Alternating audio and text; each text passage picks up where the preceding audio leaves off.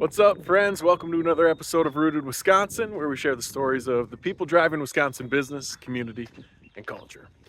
Grateful to have you here for another episode. Thank you for deciding to spend some more time with us, clicking the link, however you got here. Please follow, subscribe, share. All that stuff helps us and really pushes us forward, continuing our message. Today's episode is with Brandon Tschacher. I've known Brandon for a long time. We used to hoop at the Tschacher Center at UW Milwaukee, probably more years ago than either of us want to talk about. But in all those years, I've had a blast watching Brandon's career develop. He's always a dynamic, charismatic individual, and currently he is the president of the Milwaukee Esports Alliance. So in this episode, we talk about the state of esports in Wisconsin, the Milwaukee Esports Alliance, and a lot of nuance in that industry. Of course, we find some rabbit holes like we always do, right? So we talk about social media and its impact on society today. We talk about fatherhood. We talk about passions and career, and when is enough enough? That's a valid question for a lot of us, right? When is enough enough? Especially for those driven folks who consistently want to press forward and do things and create things and reach goals, whatever it is. When is enough enough? So we talk about that and a whole lot more. Check out the Milwaukee Esports Alliance. Please, again, like, follow, share, subscribe, all that good stuff. We're grateful to have you here. Switching up the vibe with these intros a little bit. I wanted to make them feel a little bit more personal and let you know what's coming in the episode. And I'm going to try to do a lot of them on my morning walks like this. I try to do this every morning. I'm a little bit out of breath. I never really talk like this during them, but I'm going to switch up the vibe, and that kind of coincides with our new intro I'm excited to share with you in a second here. But enjoy the episode.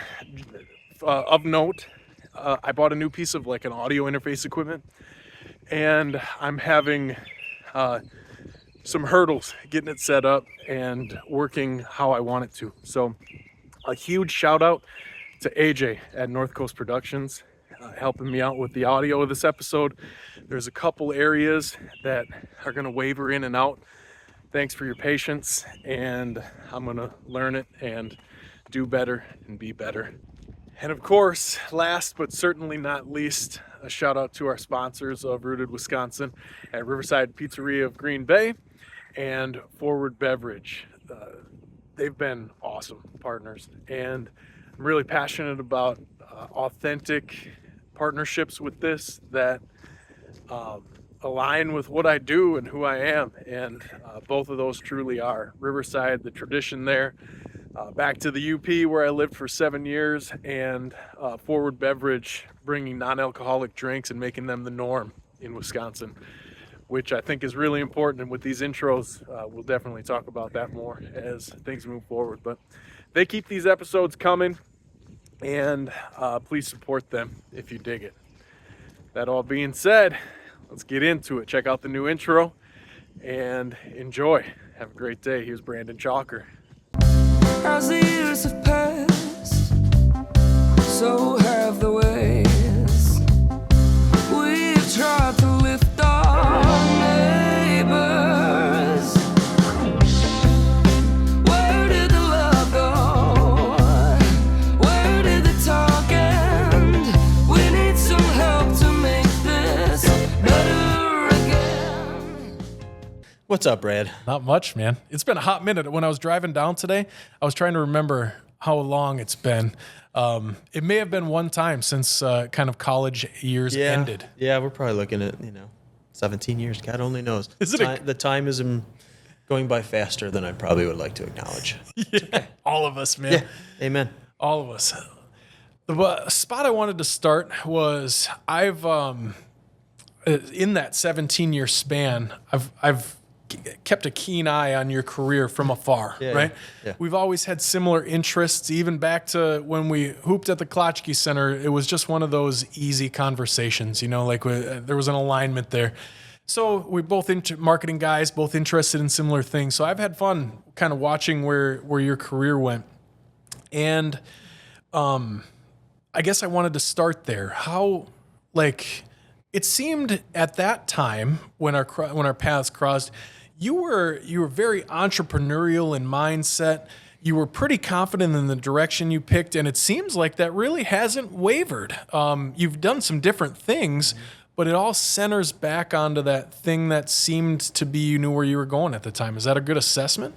Yeah, well, and I would say probably your other guests likely echo it, but I know for myself, and probably anyone who's met you or been friends with you, like Brad Zima is one of the most authentic and cool people I know that I've ever come across, and I know that certainly people probably feel the same. So I feel like as you go on and you get older and you start to recognize, when you meet a lot of different people in different capacities of life, you really do recognize the people that you connect with. And it might have been on a basketball court or it might have been following after, but I got to give you a lot of credit the same, not only for things like Rooted, but obviously in your career as well. So shout out to you for doing all that stuff, man. It's cool to see.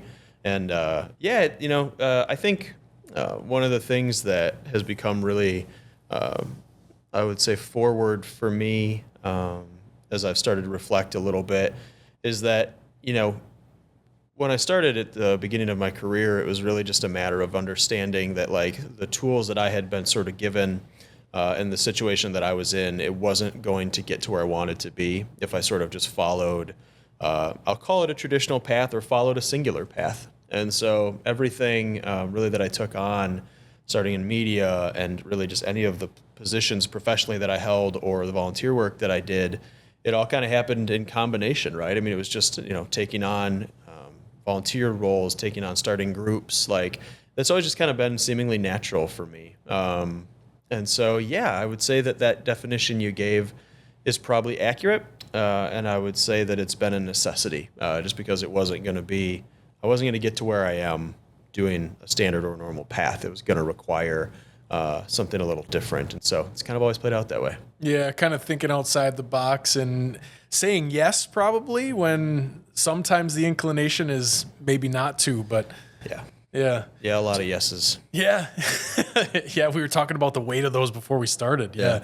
The time compressing is certainly real too. But what is that? When you say, what are those aspirations, man? That looks different for everybody. You say when you got to get to where you wanted to be, what does that look like in your eyes? Yeah, well, it's actually kind of fascinating. I've been doing a lot of reflection on that recently as well. And I think, both my beautiful wife and I, who, we've been together 22 years. It's now Valentine's Day today. I did get dinner reservations. I think we both knew where we wanted to go. And we have incredible families, very supportive, a wonderful support system. But just socioeconomically and really from kind of the rural community that we both grew up in, I think we just both acknowledged, like, for us, there was probably going to need to be something, or want to be something different. And so we both taken different pathways to sort of figure out how to get there. She, an incredibly successful CPA, and like you said, sort of in my entrepreneurial sense. But I think that's what we knew we didn't want. We just knew we wanted something different for both ourselves as well as our future family. But what's very interesting now is getting to this juncture with two small kids, and having them at 5 and 1, and seeing where we live and what our career paths have taken us. It's interesting to actually be very thoughtful about it now, to say, is this enough? And that's something that I feel like I focus a lot on right now, is trying to be considerate about how much more does one need. Right. Yeah. And I think that, for everybody, and I think some people find that more comfortably than others. It's a little bit more native or easier to just kind of be comfortable in their space. And I think that's one of the greatest gifts in life you can have, is being comfortable where you are. But for me, I think, we are we're just very blessed, very lucky, and very grateful for the position in life in so many ways that we're in. And I think, now we're really at that point, because as we discussed pre-show a little bit, you have to be so thoughtful about your time when you're in positions of leading organizations or of being, a leader at HERS as well. And so we want to see our kids, we want to enjoy their time because they're young. And we recognize from, ask anybody, right? Like, they'll say, boy, it goes by so fast. Yeah. Right. And so you really want to keep that in mind too. So yeah, I think it looks like what it is today. And now we have to decide, just really how much more time do we want to contribute in the professional realm, most notably, to making it be even more than it is, or are we comfortable where we're at? So it's gonna be interesting to see where these next few years go. Man, in a lot of ways, I felt like I was answering that. Like, that is so true. And it's such a difficult balance being a very driven individual, like having those aspirations and goals that are very vivid and specific. Like, it's a balance that never entered my mind until I became a dad. Like, it was always just like, okay, here's what I'm setting my sights on. Yep. I'm going to make it happen. Like, Yep. 12-hour days, 15-hour days, 7 days a week, whatever it needs, I'm going to be there and I'm going to show up. But I think my wife actually helped me find that. She helped me find the comfort in the present. Cool. And of course, then my son drove that into me. There's never had the value of time the same since he came into existence. And I think that's a great question, man. And it's probably existential of sorts, and it probably doesn't have an answer of what is enough. I think it's worth shooting for, though, honestly. One of the two sort of the 2 points that have sort of resonated with me recently that seem to be kind of like a goalpost are the first is, live and do the best that you can with what you're given. I think of that as, to your point, when you think about what type of effort you put into something, where you show up, how you show up, I can think of really no greater purpose than maximizing the ability you have. And I think if you start with that, then the second goalpost that sort of is relevant following that is be happy where you are. I think if you can marry those two things together, whether it's personal, professional, or anything else, it just feels like it can kind of give you a blueprint. I don't want to say for happiness because that's somewhat cliche, but it keeps you motivated, but it also keeps you satisfied. And those two together, I think, can be a very powerful combination, really, regardless of application. So, yeah, that's like, I'm always searching for, like you said, existential answers to questions, and it's and so that's the two things I've settled on right now. Do the best you can and be happy where you are. Absolutely, man. Yeah. And then probably even before maximizing, some people, myself included, identifying what you're very good at and can build upon is an important piece. Man, good start. So tell me about MKEsports. Like, what have you built here? Actually, the formal name is the Milwaukee Esports Alliance, right? Yep. Okay.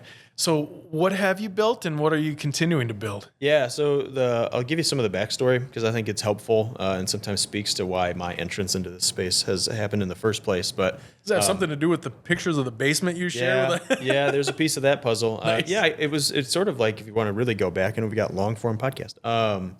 My mother-in-law dropped off my wife's N64 that she played as a kid one day, and I plugged in the system to the TV and heard the music of, who knows, Mario Kart perhaps. And it just like hit me, man, the nostalgia. I mean, nostalgia is the drug of our generation. It's just a fact. And it hit me. And I was like, wow, that's really cool. That was fun. And then I didn't really think much of it. But having at least somewhat OCD personality in my house for cleanliness, I had this N64 and then I had these cartridges laying about. And I was like, well, I can't simply have all these games just laying around, but it was so fun, I was like, well, I don't want to just like put them away. So then I went on eBay, I don't know why, and was like, well, I'm just going to get the boxes like for these games just because I don't want them loose all over Kingdom Come. And then I was like, oh, you can get all the boxes. That's really cool. And oh, by the way, what games did I play growing up? And I was like, oh, I played Rygar, or I remember the first game I played was Teenage Mutant Ninja Turtles, Turtles in Time, right? Like I started just like the floodgates started opening and remembering that, and all of a sudden I found on eBay, oh, by the way, you can buy that stuff. And I was like, okay. So I have always had a collector mindset. I've got, graded cards, so it's a gene that I inherited from my dad. And so I started collecting retro video games. And so that grew for probably, I don't know, a year or two to probably, bless again my wife for letting it become outrageously prolific at this point. But one night I was downstairs and I was watching a documentary, as one does when your hobby is in sort of that space. And it was on the come up of gaming in the 90s. And, my family was very anti-video game. And this is, again, not a knock, but I grew up very conservative, religious. Video games were really not well received, right? And so, but I always wanted to play them. And I was a traditional sport athlete more than I was any type of gamer. But, you could do the two in tandem. And so I just kind of had a passion for it. But I was watching this documentary and I'm like, man, you know, if I like mom would have asked me like, do you think this Microsoft will stick around? You know, like, do you think these things you're seeing are valuable? I'd be like, Mom, like they're literally going to take over the world. I mean, that will be it. And so I started thinking to myself like, well, here I am surrounded by retro video games, but like, what do I know about modern video gaming? And I realized very little. And I was like, well, I have a 1-year-old at that time, my son. And I was like, I should probably take what I would have given my younger self's advice and like go learn about this. Like I should see what is this. You know, I kept on seeing earned media around, you know, more viewers than the Super Bowl and just all these big press clips, right? And so I just literally got out of my chair, went over to the computer, and I typed in Milwaukee Esports. And like, it was really interesting because like from moment one, I could sort of feel that there was a distance between what was in the media and what was so obviously happening at the local level, because nothing on page one gave me any sense of what was going on. I was just like, just let me volunteer. Like, let me ask a question. Like, I just want to speak to someone who might be considered a subject matter expert and like figure out what's going on, you know, help me out. And I literally couldn't find it. And I was like, well, that is just crazy. Right. And so like, as you know, chance would have it, but I think you led off with it in sort of an insightful way of like, just go, just be there, get out, meet, right? And spent a lot of time doing that. One name that I could find on that page one was a guy I actually went to high school with. And I was like, oh, okay. So I reached out to a number of people, most of whom who didn't give me the time of day, and they had every right not to, because in this world, it is so, it's so in the cultural zeitgeist, there's just a lot of people always asking questions, right? Very few of which have sort of the fortitude or ability to take it past just that point. Yep. But thankfully, this guy I went to high school with, Joe Loomis, shout out, Carroll College, you know, took the time of day to give me some insight. And like, it was kind of at that point where I was like, okay, like I'm learning more. A couple other folks gave me the time, Mike Dolly at the Wisconsin High School Association, James O'Hagan, the Academy of Esports, like some of the first people who gave me some insight. And what I basically learned was that this ecosystem of gaming and esports, it is really growing. One of the advantages is, you know, speaking to you and speaking to, you know, Dan, like if you have a niece, a nephew, a child under 18, you're aware of what is going on in gaming. It's everywhere. It is the culture and the currency of that generation, right? And so, you know, it's happening more and more than ever before, but what wasn't happening is those communities connecting. And really the reason for that is just simple economics, right? You may hear that GTA or Madden or NBA 2K sells 60 million copies and there's all this, you know, money possibly being made at the game developer level. Well, esports is a subsect of that. Esports are people who are likely saying, you know, instead of football, instead of basketball, instead of soccer, I may choose to practice and play competitive video games. That is my community, my path. And at the moment, the economics don't trickle down super clearly to that community. Yep. So similar to Frisbee golf or similar to other, what you might consider club elements, esports is a passionate group of generally volunteer or generally part-time at best communities. So you don't really have like the scope or the time to come together, right? You're simply doing probably your day job, and then you're probably doing, you know, this on the side. And so how are you going to then do on the side and meet the other people on the side? And so I've had some experience building communities, both in the volunteer space and professionally. And so I thought, here's a place that I could probably make a difference, right? Here's a place that I could use the skills and sort of background that I have to start to connect those dots. And so the first 2 years really were built on what would probably be more closely associated to a trade association, right? Okay. We couldn't charge dues because it's just not a mature enough industry, but what we tried to do was do Zoom meetings, community Zoom meetings, put out a newsletter. Discord is an incredible tool that is used really prevalently in the gaming community. You know, create a community Discord. Basically throwing any lifeline we could out there into the ether to be able to say to people, hey, we're waving our flag. Like if you're in this space, think of us as a connective tissue and a place for you to connect. We also got really benefited by COVID, which maybe we're one of the few, but like, you know, at that time I was able to take 60 Zoom meetings a week because that was how all of a sudden the only way to communicate was. So it actually worked out really well because had I tried to do the traditional connectivity route, let's get coffee, let's connect, it would have taken me 15 years. Yeah. And so we basically got like a, you know, rocket fuel boost of awareness and, people at least acknowledging and considering our organization of that value.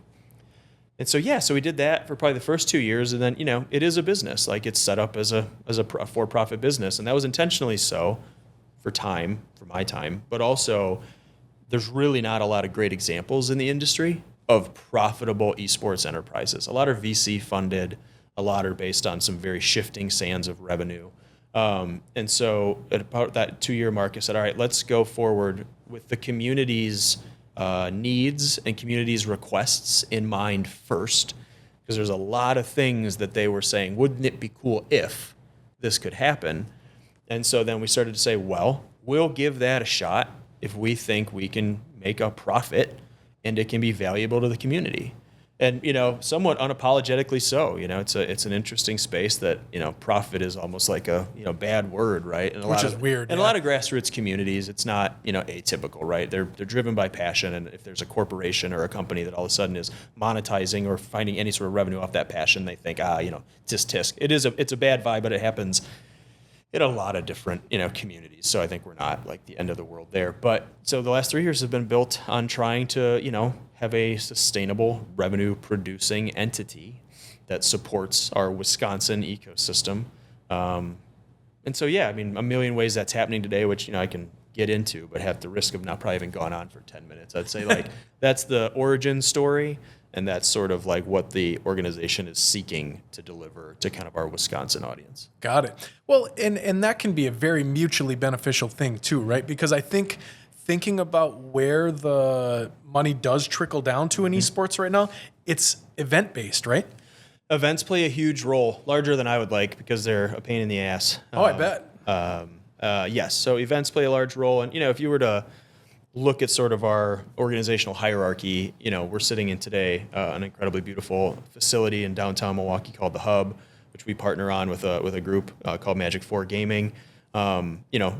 Venues are impossibly tough to operate profitably, impossibly tough.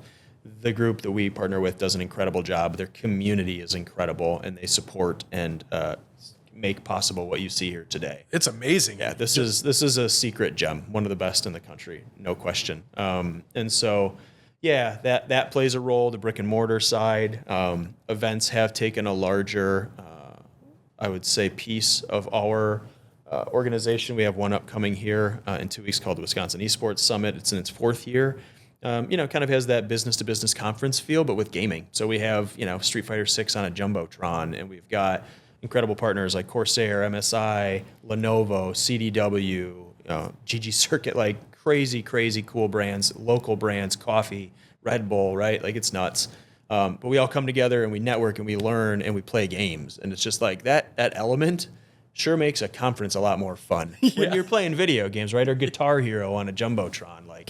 So we really are very insightful about that. And then we actually just this last year had our 2nd iteration of a tournament called Cream City Convergence. And that had about 1,000 attendees from 35 states and 7 countries. Dang. So it's like, so that's really taken off as well. But again, that was requested by the community. People were saying, hey, we think it would be cool if this would exist. And so then I myself, get to take the lens and say, well, here's what would need to happen to make it profitable. And we will do it best in class, because I'm just getting too old to do stuff without that moniker.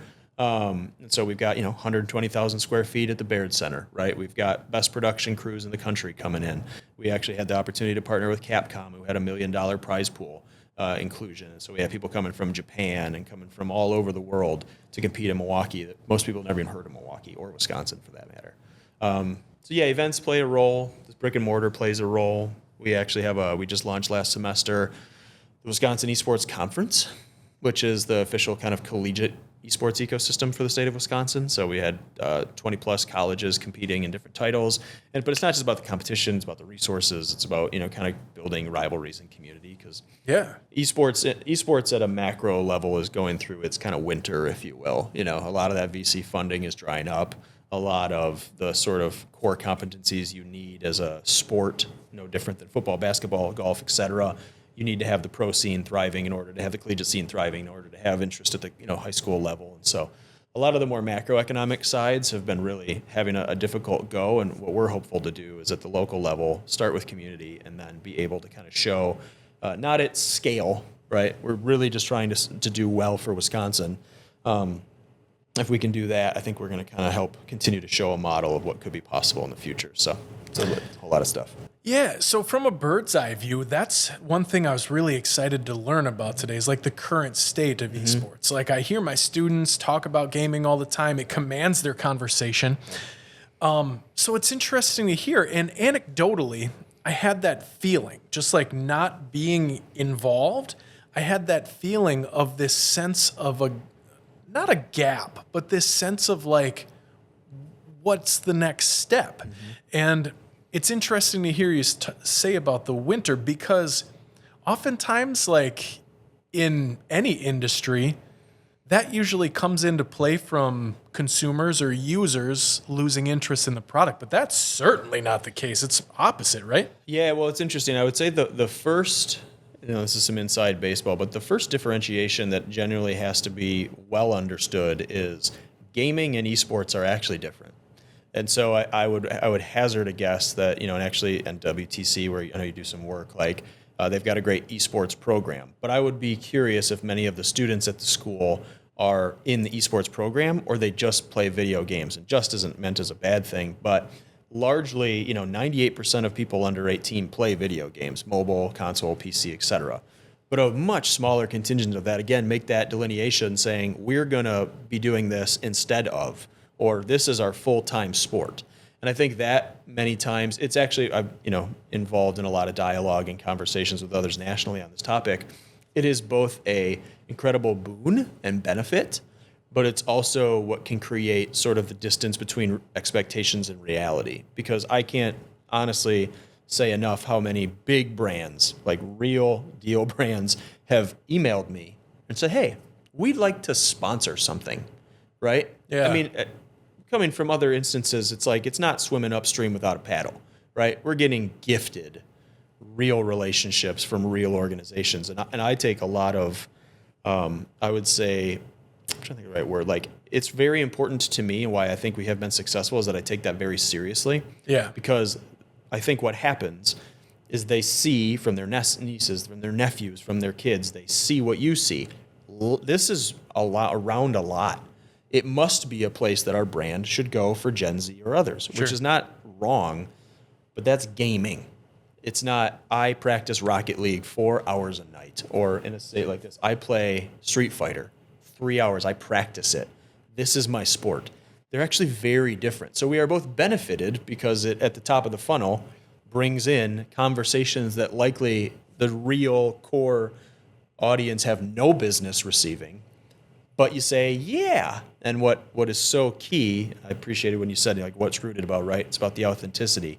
Like, being upfront right away is, I think, what has allowed us anyway to maintain strong partnerships and to maintain that success, because we'd be very realistic very quickly about it is this thing and it is not that thing. But this thing still has a lot of value, but it's not 98%, right? You aren't just reaching Gen Z when you say, oh, we'd like to partner with an esports organization. And I think if, I'm optimistic that peers and others around the country, I hope, can continue to vocalize that, because I think if we can, just mainstream even that reality, could save a lot of difficulty down the line. And I hope it just honestly gives credit to the space that is occupied by it. Yeah. It doesn't have to be everybody. That has its own space. But people who really find community, like what we sit in today, or others, like, let's give them their due. Let's give them their opportunity, and let's give it a strong base. So it's an interesting place to be in. It's an interesting time. I got into it again because I was intrigued, and I also felt like it's something that really has only an upward trajectory. I think gamification, whether it's education or other spaces, I just think people like to play games. I just think it's fun, whether it's on video, whether it's in person, like whatever. And so I kind of wanted something that was moving upwards, because I spent my first 8 years in media at a publication traditional company. Media. Yeah. And I was like able to see what the sinking ship looks like, and I was like, I'd like to go into something where people are optimistic that in 20 years this will be even bigger than it is today. Could be AR, could be VR, could be cloud, gaming. So that's one of the exciting parts is like, I hope for us to be just ready and prepared to not only be a leader in the current state of what gaming is currently looking like. You see PS5s and 24-inch monitors and so on, but really in that future place when people are doing golf sims, racing sims, using VR for health, like that's what I'm more excited about probably for the future, realistically. Yeah, absolutely. Yeah, I can feel that. Spent 10 years in a compressing, I don't know, compressing is probably not the right word, in an industry with an unfavorable traditional broadcasting lens, right? Yep. Yeah, but I think that probably, as quickly as you can have that conversation in that instance, like it's good for partnership because like when you're niche down, like you can you know exactly who the target demo is. Like, you know who they can reach really effectively, and you know who they can't. And I think in turn, the ones that can, it's probably a really authentic, easy partnership that comes to life, right? Yeah, well, and I always say, like the best like sales is the things you don't have to sell. Like, Oh, yeah. like once you give a solution to someone that they find value in, then they come back to you and say, I'd like to continue to do it. That's really like, and I say that from meeting one with anyone, like, hey, I really hope that this can be of an advantage to you. Here's what we do really well. Here's where our wins come. If that aligns with wins that you're seeking, we're probably in a good spot. But like, here's what it doesn't do. And also, we're probably advantaged also by like, again, we've chosen not to scale. There's been a lot of clamoring over time for, could you do this for the Midwest? And right? Can you do this for broader geographic regions? And I've just always been like, no, this is it for me. Like, I'm not, I've gone down the scale route. I've done different things. Like I'm trying to create impact, an ecosystem here in the state of Wisconsin. And for that, I think that has been of benefit because a lot of people try to scale and get too big, in my opinion. And then you lose that authenticity, you lose that true community. You sort of just treat people as like, steps on the way up. And, I think that's been a lot in society in general. I don't think that's like, scale, sell, exit, all these big things. And I don't know, I kind of am just sort of over it. Like, I'm not confident that that's the way. Yeah. And Ditto. I even apply it to like way other topics of like youth sports seems to be in an absolute train wreck right now. And it's like, in my opinion, it seems like because people are always concerned about scaling up to getting a scholarship, scaling up to going pro, which is, of course, just asinine. No one's going to go pro. But, like, what if we just thought about the potential of focusing on our regional competition once again? What if you just tried to beat the town over? What if you just tried to be the best all-conference student or athlete that you could be and not worried about getting a D3 scholarship to St. Mary? You know what I'm saying? Yeah. So it's interesting because I feel like it's just proliferated throughout a lot of different areas of society. And so for, like, my humble, small little part, I'm just like, nah. Yeah. And I don't say that Wisconsin is a small entity. I try to actually be realistic about that. At the start, we said we're the Milwaukee Esports Alliance because I know I can win in Milwaukee. I said I don't know that I can win in Ashwaubenon. I don't know that I can win in River Falls. Like, you all have your own ecosystems. What I've learned over 5 years is, you know what? I think we probably can. I think we are. But I have partners and people in those places whom I respect and trust, inherently, to say, you tell me what's winning for you right now, And like, if we can make that cohesive, then that'll all be good. So far, that's been the case. But it's interesting. It's a bit of that soapbox, but like I'm kind of just getting real passionate about that and people paying for stuff. Yeah. Because free to do anything has become an absolute like cancer on this world. Like, Oh, yeah. So that's just been my two things I'm pushing for right now. Yeah. There's so much, there's a lot of like willingness to ask for free things more than I've seen in the past. Well, it started with us, man. I mean, like, again, I won't go on because you have a show and it has to end. But when Facebook came out for free, I think that was what generally started us all down the wrong path. Like, when you started to say you could get a product for free. And it's actually really crazy in the gaming space because what's called FTP, free to play, Roblox, Fortnite, right? Yep. They get you in and then they microtransaction you to death. Yep. I think that sucks. I mean, you know what I'm saying? Like, let me buy my $70 game, play it through, and have a good time. If you want to have live service updates, great. But I really like, and you see it in this community as well, but it's just, and this is where being older and having that adult mindset, like, can be somewhat ostracizing, but it's also probably just very relevant. It's like, you provide a service, probably people need to get paid for it. Yeah. It's all well and good when you're 21 and your time isn't valuable. I don't mean that rudely, but like you yourself don't value your time. Yep. So you'll do anything for free and give a lot of passion and volunteering. And we have an incredible amount of that in game, like esports. I mean, an incredible amount. The most wonderful people who do the most incredible work at free to nothing. But I say and look all of them in the eye and say, when we're doing something, when you're engaged with us, my goal is to get you paid. Because someday you're going to want to get paid. And the reason that passions and hobbies and volunteering dies is eventually people need compensation. Eventually you do. You know, you can love something the most in the world, but if you got 2 kids at home, probably not going to be that basketball coach anymore if you don't get a stipend. Something has to fill the coffer to allow you to live your life. And so I'm sort of on the warpath of like, hey, if you can get commensurate value for the service you provide, you should. And if you can't, it's probably not real. Yeah. And that's okay. You know, not everything can win. But I think we've got to probably maybe just refocus some of that in general. And again, we're speaking to things that I can't control. Neither can you. But I'm on this wonderful show. Got great viewers and listeners. So I'm going to share that because I think if we can continue to share that with the world, why not? Oh, it's super real. Yeah. So a couple things I pulled out that I want to dive a little deeper into. One is that feeling of, I don't need this to be bigger. I'm in a period of life where being a really motivated individual has finally landed me in a spot where I'm not thinking about what's next all the time. And I think I kind of heard that in there a little bit. Isn't that a freeing feeling, dude? It is freeing, but I'll also be candid in sharing that it can sometimes just be fear-based, right? Because the world at the moment, in my opinion, it can mess with a lot of people. And I think oftentimes if I were 22, how would I feel? I have a 24-year-old sister, you know, and so in some ways I think it is freeing, unquestionably so, but I oftentimes am asking myself the question, is it based out of truly being content?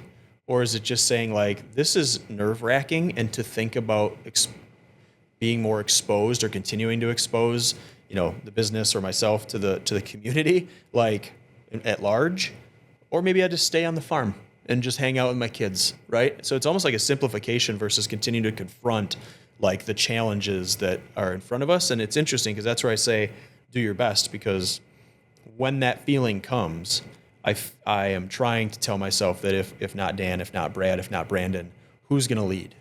Like, we have to be the leaders every day of what the things we don't want to see happen. Because I think like people are probably letting things slide a little bit too much because it's easier to not confront it. So just to be, you know, transparent, that's where, yes, it's freeing, but I also want to make sure it's not just because I'm hiding.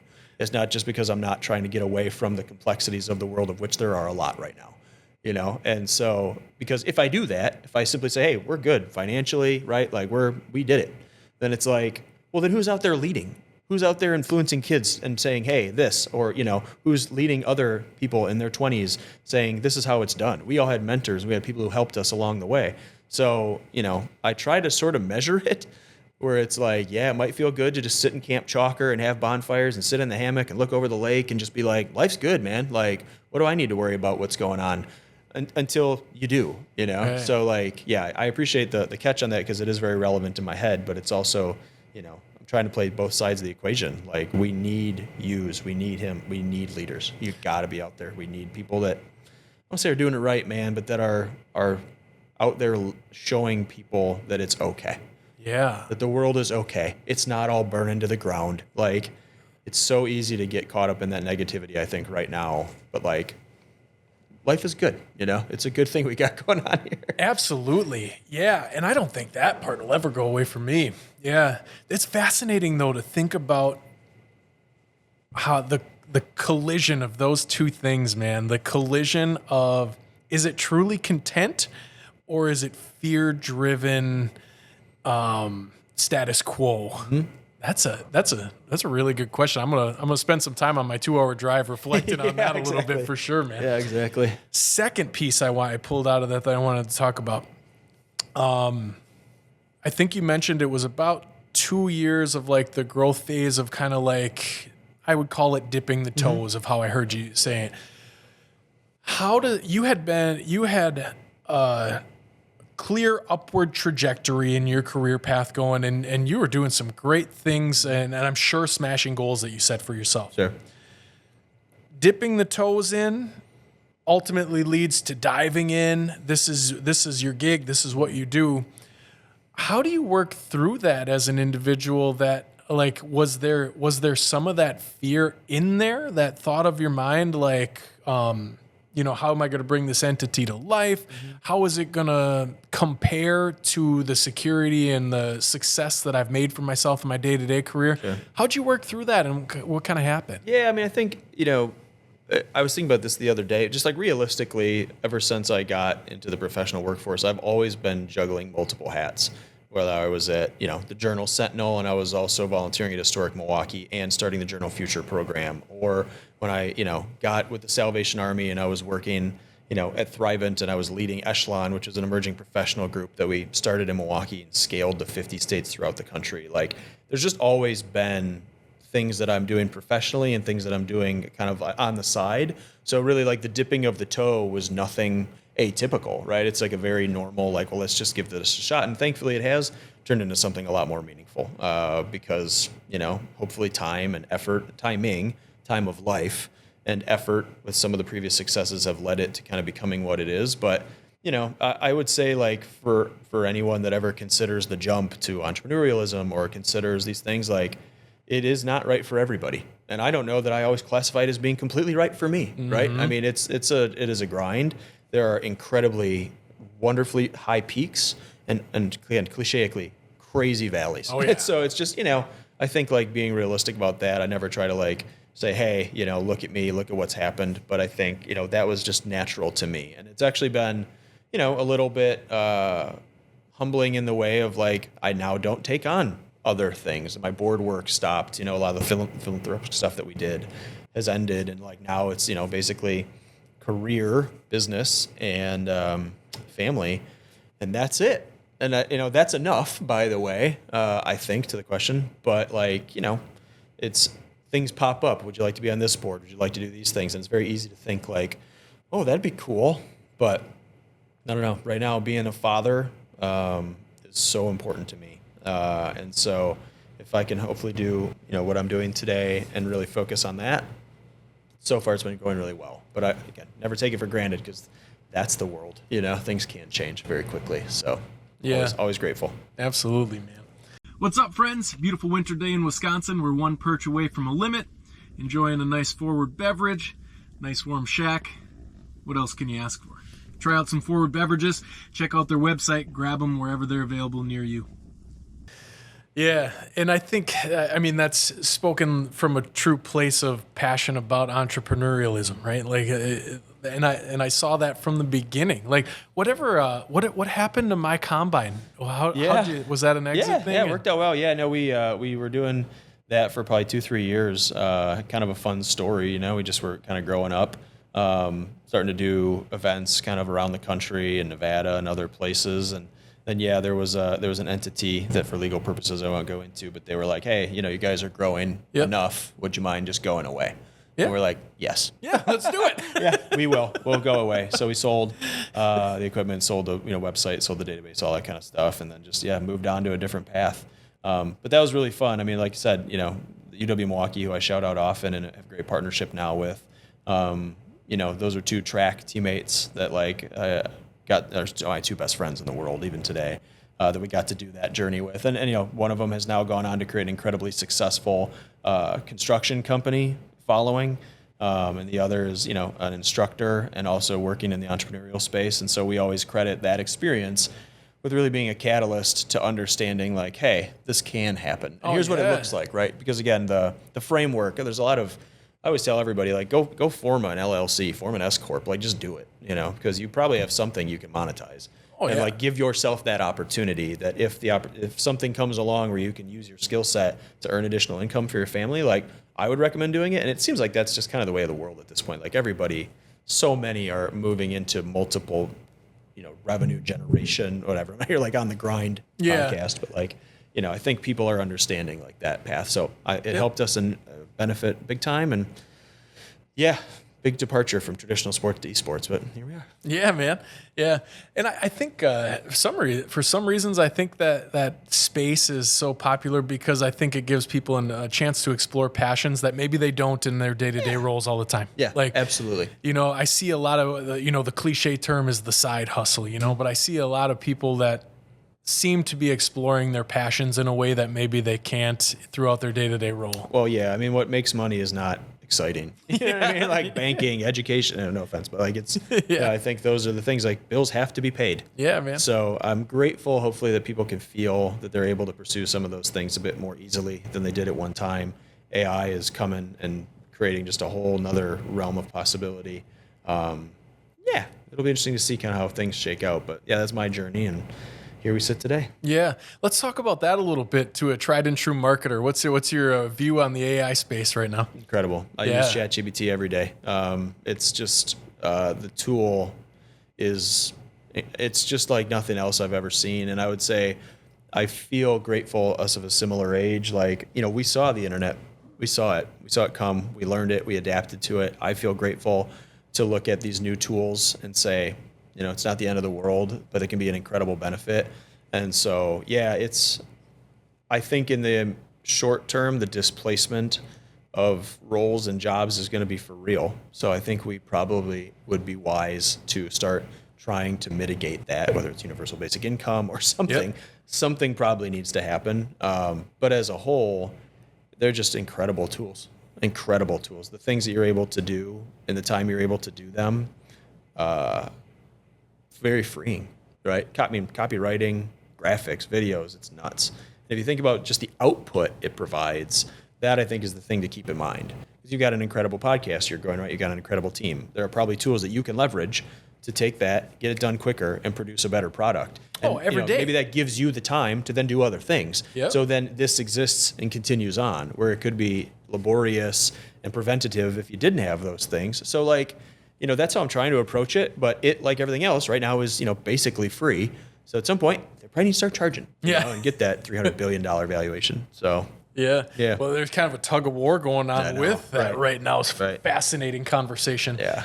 But yeah, every day, man. I used to spend every episode, I'd probably spend an hour and a half chopping social media shorts out of long form. $90 a year for CapCut, and it does it for me when I upload it. That's so cool to me. yeah, It it's the really best. is, But yeah, you have to respect, of course. Hey, at one time there was someone probably being paid to do that, and it's taking that skill away. So that's where I want to be. I'm always respectful about the reality that someone has a business out there right now that gets paid to do what you just did for free or for nothing, $90 a year. And they probably had a $60,000 a year job. Yep. So we have to respect that. That is real. And I think we're not just talking about I don't want to call it the Industrial Revolution happens and you have machinists and then they move into other industrial roles like white collar workers, these tasks. Today, we don't have a landing space. So we have to figure that out. Right. Yeah. And so that's where I say I'm grateful that in our business, we can leverage it to the hilt and just go whatever benefit there is, we take. But also okay, then it better be on the reciprocal side of whomever's job just got essentially standardized. Let's make sure that we can figure out where their talents can be utilized. Because these are great skills like editing and copywriting. This is the real deal stuff. This is things you went to school for a long time for, have an intricate knowledge of, and that you deserve to be able to use your skills to do. So that's another. That's not on my soapbox, but it's in the general realm. Oh man, that's so true. It feels like we're not in front of that ball. It feels like the conversation seemingly started, and it wasn't even so AI driven, but Andrew Yang a few years ago, he kind of brought it up with, I think his central piece of it was the autonomous driving, and that was his But that makes so much sense, dude. It makes so much sense that okay, X percentage of the population is doing things now that AI will be able to do for us at a certain point. Yep. How are we going to navigate around that? And you say that there will always be, just find another job. Well, what? Right. Somebody that's devoted 20 years to being a graphic designer or something. And Yep.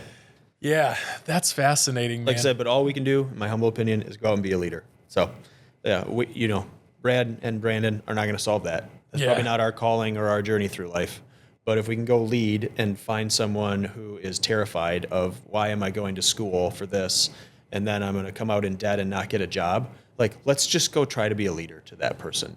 I know you're in higher education with some of the work you do. That's what I think about your kids, my kids. We have got to be strong and provide them with wise counsel and leadership, even if you don't know the answers. Because I think the alternative is Twitter fingers. The alternative is fear mongering. The alternative is, not being helpful.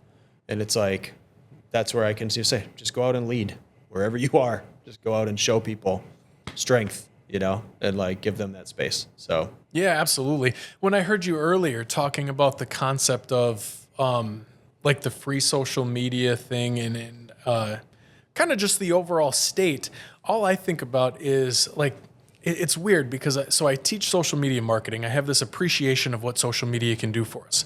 And at the same time, I think social media has drastically amplified fringe voices. That it gives like a share of voice to a subsets of people that haven't always had a similar share of voice, and probably in a lot of instances isn't a useful share of voice. Right. You know what I'm saying? So I have this weird love-hate relationship, and I think a lot of people maybe have that same thing with social media. But maybe not through the same lens. Yeah, but that's what I heard hearing you say it. yeah, we could go on to that topic alone for another hour. I mean, what's interesting to me in that space is I actually wonder, Instagram reels are hilarious.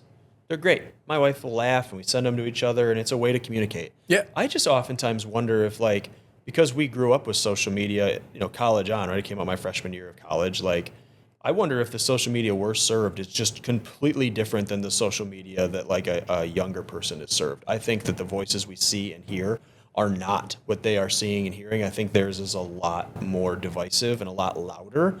I think that loud is rewarded, and I fear that those who have grown up with that fear that loud is warranted, and that it's like who you should listen to. When to your point, there's been no vetting. There's been no authentic this is good or bad through revenue, and so yeah, it's interesting. I mean, my wife and I are kind of on the track of absolutely no social media till 18 and et cetera. And others are, kind of lamenting maybe these facts and things. But I will say that to me, a cure-all, although it would never go through, is people just need to have their government names. It's the aliases that are the problem, in my humble opinion. Free and that there are aliases is almost what I think would be a cure-all to social media. You simply would not say what you say if people knew who you were. Yep. But the ambiguous and anonymity is what causes the ability for fringe voices to just be loud as they want. Yeah. So if you charged $1 a year and you made people use their real names, I think you'd clean up 90% of what problems may exist on social media. And then I still am ambitious and thoughtful of I still think this could be great.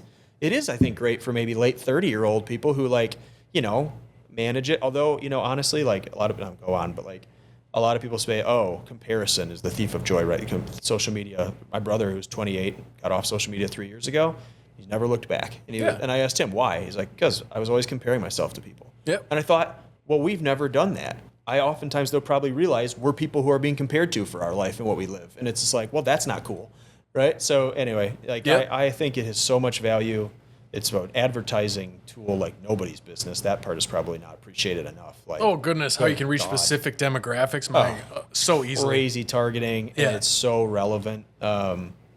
Yeah, I'm glad to hear and know that a person like you, whom I said one of the best people you could know, is able to tackle or be a part of that conversation in the space you are, because that is what's needed. I'm confident you bring a balanced approach to here are the values, here are the things that to be cognizant of, and use it for its goods, not its bads. That's so huge. We need that everywhere. Yeah, man, it's easy. It's cool to think about.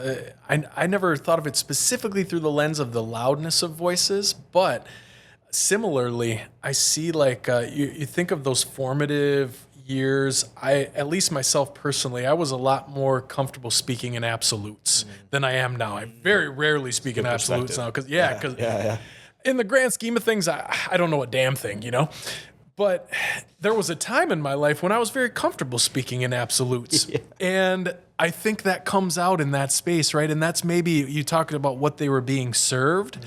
I think that kind of can shape that a little bit, man. That's really good. Yeah, I agree. Yeah.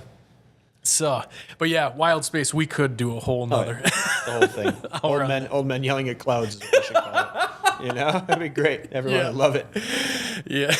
Well, there'd be a population that would definitely take it in. Yeah. Awesome, man. Well, Brandon, it was awesome to catch up. Yeah, I appreciate you taking the time. I appreciate you having the space too. Thanks for coming in. Glad we get to shine a little light on the work we're doing here. Cool. Absolutely. Appreciate you, man. All right.